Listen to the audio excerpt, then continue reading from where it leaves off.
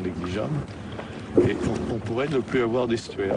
Je pense que personne dans la région serait heureux de ne plus avoir d'estuaire.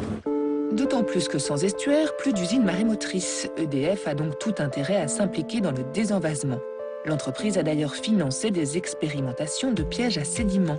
Mais pour l'instant, aucune mesure durable n'a été prise.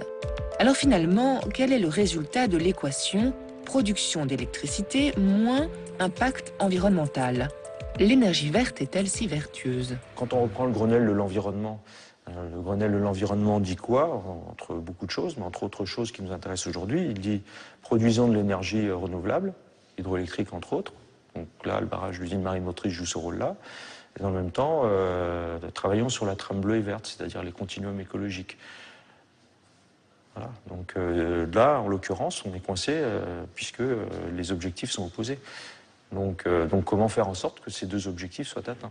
Pendant 40 ans, on a fait de l'énergie pour faire de l'énergie. Et depuis quelques années, on se dit ce serait quand même bien de faire de l'énergie renouvelable. Donc l'énergie renouvelable, il y a plusieurs sources. Tout le monde sait qu'on ne peut pas faire une seule source d'énergie renouvelable, c'est pas possible, il faut avoir un mix énergétique. Et donc les énergies marines sont revenues sur le devant de la scène à ce moment-là. Et on s'est dit, ah ben mince, on en a une énorme qui est chez nous et on la méconnaît, entre guillemets. Donc ce qui explique un regain d'intérêt pour l'usine marémotrice. Finalement, peut-être ne faut-il pas trop attendre du barrage de la Rance. L'usine marémotrice n'est qu'un prototype, mais à ce titre, il est plutôt réussi. Des ingénieurs du monde entier se pressent pour voir fonctionner ces belles turbines, mais aussi pour constater ses impacts sur l'environnement et ne pas reproduire les erreurs.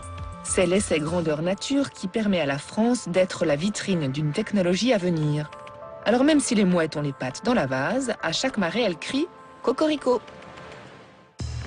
Dans certains quartiers, immeubles vétustes et insalubres, un ensemble urbain magnifique. On craint une pollution nouvelle. 120 logements ont été démolis. Depuis 13 ans, on a fait pétition sur pétition. Vous avez qu'à laisser tel que c'était, c'est de l'argent foutu en l'air. Le pont sera terminé dans moins de 2 ans. C'est fini, c'est une page qui va tourner. il n'y a jamais eu aucune concertation.